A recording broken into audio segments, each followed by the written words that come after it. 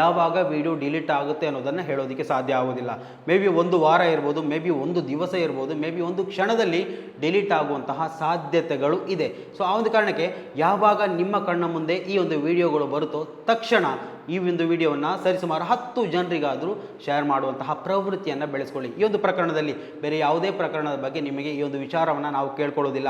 ಯಾಕೆ ಅಂತ ಕೇಳಿದರೆ ಈ ಒಂದು ಪ್ರಕರಣದಲ್ಲಿ, ಈ ಒಂದು ನಿರ್ದಿಷ್ಟವಾದಂತಹ ಪ್ರಕರಣದಲ್ಲಿ ಇಂತಹ ಒಂದು ಆಗುಹೋಗುಗಳು ಇರುವ ಕಾರಣದಿಂದಾಗಿ ಕೋರ್ಟ್ನಿಂದ ಹಲವು ನೋಟಿಸ್ಗಳು ನಮ್ಮನ್ನು ಕಾದು ನಿಂತಿರುವ ಕಾರಣದಿಂದಾಗಿ, ಹಲವು ನೋಟಿಸ್ಗಳಿಗೆ ನಾವು ಉತ್ತರವನ್ನು ಕೊಡಬೇಕಾದಂತಹ ಕಾರಣದಿಂದಾಗಿ ಈ ಒಂದು ವಿಡಿಯೋಗಳು ಯಾವಾಗ ಪ್ರೈವೇಟ್ ಆಗುತ್ತೆ, ಯಾವಾಗ ಡಿಲೀಟ್ ಆಗುತ್ತೆ ಅನ್ನೋದನ್ನು ಹೇಳೋದಕ್ಕೆ ಸಾಧ್ಯ ಇಲ್ಲ. ಹುಡುಗನ ಜೊತೆ ಸೆಡೆಸುತ್ತ ಗಿಣಿ ನರಳಿತು ಪ್ರತಿಕ್ಷಣವೂ ಅನುಭವಿಸುತ್ತ ನರ ನರ ನರಕ. 13 ವರ್ಷಗಳ ಸುದೀರ್ಘವಾದಂತಹ ಹೋರಾಟ, ಹೌದು, ಕಣ್ಣೀರು ಮತ್ತು ನ್ಯಾಯಕ್ಕಾಗಿನ ಹೋರಾಟ.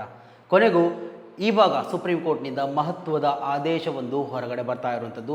CBIಗೆ ನೋಟಿಸನ್ನು ಜಾರಿ ಮಾಡಿರುವಂತಹ ವಿಚಾರ ಮೇ ಬಿ ನೀವೆಲ್ಲ ಕೇಳಿರ್ತೀರಾ, ಆದರೆ ನಾನು ಈ ಒಂದು ವಿಚಾರದ ಬಗ್ಗೆ ಕಂಪ್ಲೀಟ್ ಡೀಟೇಲ್ಸನ್ನು ವಿವರಿಸುವಂತಹ ಒಂದು ಪ್ರಯತ್ನವನ್ನು ಮಾಡ್ತೀನಿ. ಸುಪ್ರೀಂ ಕೋರ್ಟ್ ಆ ಒಂದು ಆದೇಶದಲ್ಲಿ ಏನಿತ್ತು ಎಲ್ಲವನ್ನು ಕಂಪ್ಲೀಟಾಗಿ ಈ ಒಂದು ವಿಡಿಯೋದಲ್ಲಿ ತಿಳಿಯುವಂತಹ ಒಂದು ಪ್ರಯತ್ನವನ್ನು ಮಾಡೋಣ. ಅದಕ್ಕೂ ಮೊದಲು ಈ ಒಂದು ವಿಡಿಯೋವನ್ನು ನೀವು ಮೊದಲನೇ ಬಾರಿ ವೀಕ್ಷಣೆ ಮಾಡುವವರಾಗಿದ್ದರೆ ಖಂಡಿತವಾಗಿಯೂ ಈ ಒಂದು ಚಾನಲನ್ನು ಸಬ್ಸ್ಕ್ರೈಬ್ ಮಾಡ್ಕೊಂಡು ನೋಡಿ. ಮಾತ್ರ ಅಲ್ಲ, ನಿರಂತರವಾಗಿ ಇಂತಹ ಅಪ್ಡೇಟ್ಗಳನ್ನು ನಿಮ್ಮ ಮುಂದೆ ತರುವಂತಹ ಪ್ರಯತ್ನವನ್ನು ನಾವು ಮಾಡ್ತೀವಿ. ಹುಡುಗನ ಜೊತೆ ಸೆಡೆಸುತ್ತ ಗಿಣಿ ನರಳಿತು ಪ್ರತಿಕ್ಷಣವೂ ಅನುಭವಿಸುತ್ತ ನರ ನರ ನರಕ.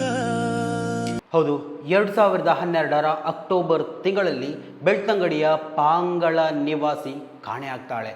ನಾಪತ್ತೆಯಾಗಿ ಒಂದು ದಿವಸದ ನಂತರ ಅದೇ ಮಣ್ಣಸಂಕದ ಕಾಡಿನಲ್ಲಿ ಪತ್ತೆಯಾಗ್ತಾಳೆ. ಆದರೆ ಅತ್ಯಾಚಾರ ಮತ್ತು ಬೀಭತ್ಸವಾಗಿ ಕೊಲೆ ಮಾಡಿದ ರೀತಿಯಲ್ಲಿ. ನಂತರ ಈ ಒಂದು ಪ್ರಕರಣ ಇಡೀ ರಾಜ್ಯದಾದ್ಯಂತ, ದೇಶದಾದ್ಯಂತ ಸಂಚಲನ ಮೂಡಿಸುವಂತಹ ಸುದ್ದಿ ಪ್ರಕಟ ಆಗಲಿಕ್ಕೆ ಸ್ಟಾರ್ಟ್ ಆಯಿತು. ಆರಂಭಿಕ ಹಂತದಲ್ಲಿ ಬೆಳ್ತಂಗಡಿ ಪೊಲೀಸರು, ನಂತರ CID, ನಂತರ CBI ಈ ಒಂದು ಕಾರ್ಯಾಚರಣೆಗಳನ್ನು ಮಾಡಿ ಮುಗಿಸಿತ್ತು. ಈ ಒಂದು ಪ್ರಕರಣ ಬೆಳಕಿಗೆ ಬರ್ತಾ ಇದ್ದಂತೆ ಕೆಲವು ದಿನಗಳಲ್ಲಿ ಕಾರ್ಕಳದ ನಿವಾಸಿಯಾದಂತಹ ಸಂತೋಷ್ ರಾವ್ ಅವರನ್ನು ಅರೆಸ್ಟ್ ಮಾಡಲಾಗುತ್ತೆ. ಬಂಧನದ ನಂತರ 5-6 ವರ್ಷಗಳು ಜೈಲಲ್ಲಿ ಕೊಳೆಯುವಂತೆ ಮಾಡಿದ್ದಾದರೂ ಬೆಂಗಳೂರಿನ CBI ವಿಶೇಷ ನ್ಯಾಯಾಲಯವು ಸಂತೋಷ್ ರಾವ್ ಅವರು ಆರೋಪಿ ಅಲ್ಲ, ಅವರ ಆ ಒಂದು ಆರೋಪಿ ಸ್ಥಾನಕ್ಕೆ ಬೇಕಾದಂತಹ ಪುರಾವೆಗಳು, ದಾಖಲೆಗಳ ಕೊರತೆ ಇದೆ ಎನ್ನುವಂತಹ ಒಂದು ಆದೇಶವನ್ನು ಹೊರಗಡೆ ಹಾಕಿ ಆತನನ್ನು ಖುಲಾಸೆಗೊಳಿಸಲಾಗಿತ್ತು. ನಂತರ ಮತ್ತೆ ಈ ಒಂದು ಹೋರಾಟ ಆರಂಭ ಆಗಿತ್ತು. ಏನು ಇವಾಗ ಸುದೀರ್ಘವಾದಂತಹ 13 ವರ್ಷಗಳ ಈ ಒಂದು ಸುದೀರ್ಘ ಹೋರಾಟದ ನಂತರ ಈ ಒಂದು ಪ್ರಕರಣವು ಒಂದು ರೀತಿಯಲ್ಲಿ ಹಾದಿ ಹಿಡಿಯದೇ ಇರೋದಕ್ಕೆ ಹಲವು ಕಾರಣಗಳನ್ನು ನಾವು ಹೇಳ್ಬೋದು. ಆನಂತರ ಕೆಲವೊಂದು ಬೆಳವಣಿಗೆಗಳಾಯಿತು, ಹಲವು ಪ್ರಮುಖ ಮುಖಗಳ ಎಂಟ್ರಿ ಆಗಿತ್ತು. ಹಲವು ಬಾರಿ ಇದು ತಣ್ಣಗಾಗ್ತಾ ಇದ್ದಂತೆ ಕೆಲವೊಂದು ವ್ಯಕ್ತಿಗಳು ಈ ಒಂದು ಪ್ರಕರಣವನ್ನು ಮುನ್ನೆಲೆಗೆ ತರ್ತಾ ಇದ್ರು. ಅದರಲ್ಲಿ ಪ್ರಮುಖವಾಗಿ ಸಮೀರ್ MD ಅವರ ವಿಚಾರವನ್ನು ಕೂಡ ನಾವು ಗಮನಿಸಬಹುದು. ಧರ್ಮಸ್ಥಳ ಹಾರರ್ ಎನ್ನುವಂತಹ ಆ ಒಂದು ವಿಡಿಯೋ ಮೂಲಕ ದೇಶದಾದ್ಯಂತ ಸಂಚಲನ ಸೃಷ್ಟಿಸಿ ಈ ಒಂದು ಪ್ರಕರಣಕ್ಕೆ ಮತ್ತೆ ಹಾದಿಗೆ ಬರುವಂತೆ ಈ ಒಂದು ಪ್ರಕರಣವನ್ನ ಮಾಡಿದ್ರು ಅಂದ್ರೆ ಕೂಡ ತಪ್ಪಾಗ್ಲಿಕ್ಕಿಲ್ಲ. ಸಂತೋಷ್ ರಾವ್ ಅವರನ್ನ ನಿರ್ದೋಷಿ ಅಂತ ಬಿಡುಗಡೆಗೊಳಿಸಿದ್ದು, ಖುಲಾಸೆಗೊಳಿಸಿದ್ದು ಮಾತ್ರ ಅಲ್ಲ, ಈ ಒಂದು ತನಿಖೆಯಲ್ಲಿ ತನಿಖಾಧಿಕಾರಿಗಳು ಲೋಪದೋಷ ಮಾಡ್ಕೊಂಡಿದ್ದಾರೆ. ಅಂದ್ರೆ ಈ ಒಂದು ತನಿಖೆ ಸರಿಯಾದ ದಾರಿಯಲ್ಲಿ ನಡೆದಿಲ್ಲ ಅನ್ನುವಂತಹ ವಿಚಾರಕ್ಕೆ ಸಂಬಂಧಪಟ್ಟು CBI ವಿಶೇಷ ನ್ಯಾಯಾಲಯವು ಅಸಮಾಧಾನವನ್ನು ಕೂಡ ಹೊರಗಡೆ ಹಾಕಿತ್ತು. ಅಂದರೆ ಲ್ಯಾಕ್ ಆಫ್ ಎವಿಡೆನ್ಸ್ ಅಂತ ಹೇಳ್ತಾ ಇಲ್ಲ, ಇಲ್ಲಿ ಎವಿಡೆನ್ಸೇ ಇಲ್ಲ. ಸಂತೋಷ್ ರಾವ್ ಅವರು ಆರೋಪಿ ಅಂತ ಹೇಳೋದಕ್ಕೆ ಯಾವುದೇ ಎವಿಡೆನ್ಸ್ ಇಲ್ಲ ಅಂತ CBI ವಿಶೇಷ ನ್ಯಾಯಾಲಯವು ಆದೇಶವನ್ನು ಹೊರಹಾಕಿರುವಂಥದ್ದು. ಆಮೇಲೆ ಹಲವು ಚರ್ಚೆಗಳು ಪರ ವಿರೋಧವಾಗಿ ನಾವು ಕೇಳ್ಕೊಂಡು ಬಂದ್ವಿ. ನಂತರ ನಡೆದಂತಹ ಬೆಳವಣಿಗೆಗಳನ್ನು ಕೂಡ ನೀವು ಗಮನಿಸಿರ್ಬೋದು. ಸೊ ಇವಾಗ ಅಂದರೆ ಈ ಒಂದು CBIಗೆ ಸುಪ್ರೀಂ ಕೋರ್ಟ್ ಇವಾಗ ನೋಟಿಸನ್ನು ಜಾರಿ ಮಾಡಿರುವಂಥದ್ದು. CBI ವಿಶೇಷ ನ್ಯಾಯಾಲಯ ಎತ್ತಿ ತೋರಿಸಿದಂತಹ ಆ ಒಂದು ಲೋಪದೋಷಗಳ ಪಟ್ಟಿ ಏನಿದೆ, ಸೊ ಆ ಒಂದು ಲೋಪದೋಷಗಳನ್ನೇ ಆಧಾರವಾಗಿಟ್ಟುಕೊಂಡು ಸೌಜನ್ಯ ಅವರ ತಾಯಿ, ಪಾಂಗಳ ನಿವಾಸಿಯಾದಂತಹ ಸೌಜನ್ಯ ಅವರ ತಾಯಿ ಕುಸುಮಾವತಿ ಸುಪ್ರೀಂ ಕೋರ್ಟ್ ಮೆಟ್ಟಿಲೇರಿದ್ರು. ಅಂದರೆ ಇದರಲ್ಲಿ ನನ್ನ ಮಗಳಿಗೆ ಅನ್ಯಾಯ ಆಗ್ತಾ ಇದೆ, ನ್ಯಾಯ ಸಿಗ್ತಾ ಇಲ್ಲ, ತನಿಖಾಧಿಕಾರಿಗಳು ಲೋಪದೋಷ ಮಾಡ್ಕೊಂಡಿದ್ದಾರೆ, ತನಿಖೆ ವ್ಯವಸ್ಥಿತವಾಗಿ ಮಾಡ್ಕೊಂಡಿಲ್ಲ, ಎಲ್ಲ ಸಾಕ್ಷ್ಯಗಳನ್ನು ನಾಶ ಮಾಡಿದ್ದಾರೆ. ಸೊ ಇವೆಲ್ಲವನ್ನು ಆಧಾರವಾಗಿಟ್ಟುಕೊಂಡು ಸುಪ್ರೀಂ ಕೋರ್ಟ್ ಮೆಟ್ಟಿಲೇರಿದ್ರು.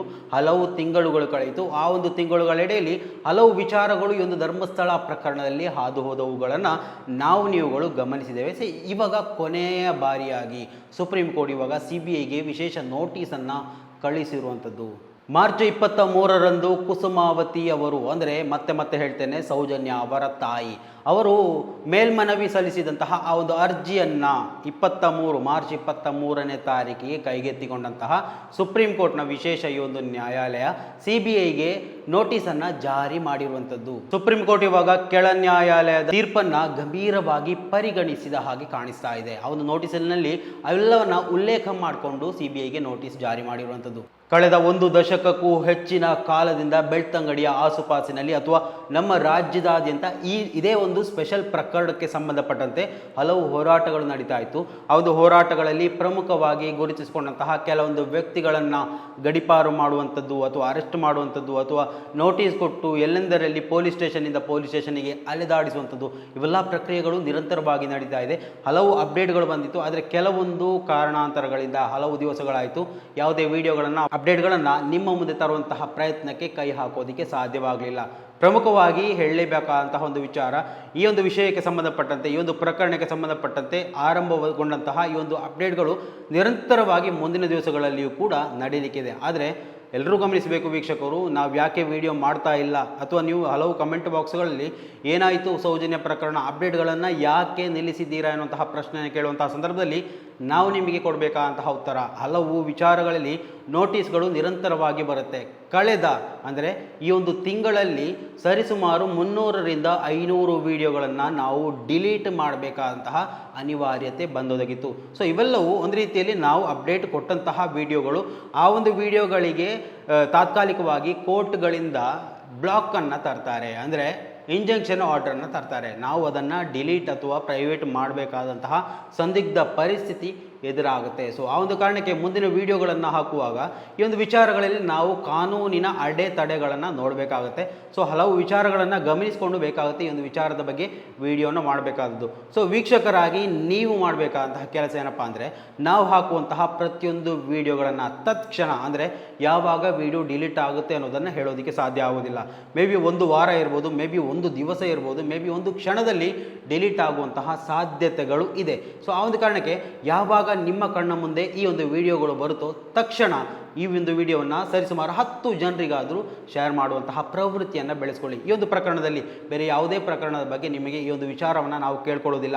ಯಾಕೆ ಅಂತ ಕೇಳಿದರೆ ಈ ಒಂದು ಪ್ರಕರಣದಲ್ಲಿ ಈ ಒಂದು ನಿರ್ದಿಷ್ಟವಾದಂತಹ ಪ್ರಕರಣದಲ್ಲಿ ಇಂತಹ ಒಂದು ಆಗುಹೋಗುಗಳು ಇರುವ ಕಾರಣದಿಂದಾಗಿ ಕೋರ್ಟ್ನಿಂದ ಹಲವು ನೋಟಿಸ್ಗಳು ನಮ್ಮನ್ನು ಕಾದು ನಿಂತಿರುವ ಕಾರಣದಿಂದಾಗಿ ಹಲವು ನೋಟಿಸ್ಗಳಿಗೆ ನಾವು ಉತ್ತರವನ್ನು ಕೊಡಬೇಕಾದಂತಹ ಕಾರಣದಿಂದಾಗಿ ಈ ಒಂದು ವಿಡಿಯೋಗಳು ಯಾವಾಗ ಪ್ರೈವೇಟ್ ಆಗುತ್ತೆ ಯಾವಾಗ ಡಿಲೀಟ್ ಆಗುತ್ತೆ ಅನ್ನೋದನ್ನು ಹೇಳೋದಕ್ಕೆ ಸಾಧ್ಯ ಇಲ್ಲ.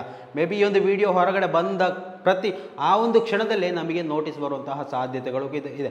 ಸೊ ಇವೆಲ್ಲ ಕಾರಣಕ್ಕೆ ಈ ಒಂದು ವಿಡಿಯೋವು ಯಾವವರೆಗೆ ಎಲ್ಲಿಯವರೆಗೆ ಇರುತ್ತೆ ಅಂತ ಹೇಳೋದಕ್ಕೆ ಖಂಡಿತವಾಗಿಯೂ ನಮ್ಮಿಂದ ಸಾಧ್ಯ ಇಲ್ಲ. ನೀವು ಯಾವತ್ತು ನೋಡ್ತೀರಾ ಅವತ್ತು ಈ ಒಂದು ವಿಡಿಯೋವನ್ನು ಖಂಡಿತವಾಗಿಯೂ ನಿಮ್ಮ 10 ಸ್ನೇಹಿತರಿಗೆ ಕಳಿಸ್ಕೊಳ್ಳಿ ಅಥವಾ ಈ ಒಂದು ವಿಡಿಯೋವನ್ನು ಡೌನ್ಲೋಡ್ ಮಾಡಿಟ್ಟು ಶೇರ್ ಮಾಡಿದರೂ ಪರವಾಗಿಲ್ಲ, ಜನಸಾಮಾನ್ಯರಿಗೆ ತಲುಪಲಿ. ಸೊ ಏನೇ ಕಾನೂನಾತ್ಮಕವಾಗಿ ಬೆಳವಣಿಗೆಗಳು ನಡೆದರೂ ಕೂಡ ಅದನ್ನು ನಾವು ಎದುರಿಸಲಿಕ್ಕೆ ಸಿದ್ಧ. ಆದರೂ ಈ ಒಂದು ವಿಡಿಯೋ ಡಿಲೀಟ್ ಆಗೋದಕ್ಕಿಂತಲೂ ಮೊದಲು ನೀವು ಮಾಡಬೇಕಾದಂತಹ ಕೆಲಸವನ್ನು ಮಾಡಿ ಮುಗಿಸಿ. ಮುಂದಿನ ಅಪ್ಡೇಟ್ಗಳು ನಾವು ನಿರಂತರವಾಗಿ ನಿಮ್ಮ ಮುಂದೆ ತರ್ತಾ ಇರ್ತೇವೆ. ಸೊ ಈ ಒಂದು ಅಪ್ಡೇಟ್ ಬಗ್ಗೆ ನಿಮ್ಮ ಅಭಿಪ್ರಾಯಗಳನ್ನು ಕೂಡ ಕಮೆಂಟ್ ಮಾಡಿ. ಮುಂದಿನ ಮಾಹಿತಿಯೊಂದಿಗೆ ಮತ್ತೆ ಭೇಟಿಯಾಗೋಣ. ಅಲ್ಲಿವರೆಗೂ ನಮಸ್ಕಾರ.